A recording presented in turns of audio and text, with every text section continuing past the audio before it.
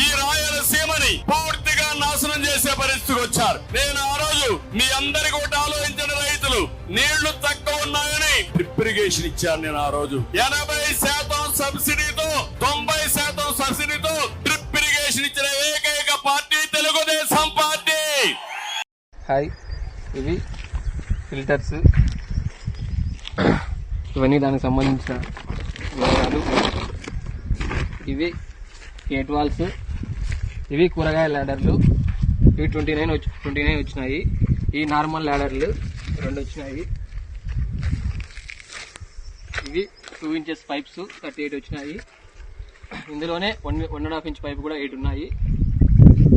So ఇవన్నీ ప్రభుత్వ సబ్సిడీలో భాగంగా మాకు 90% సబ్సిడీ వచ్చింది.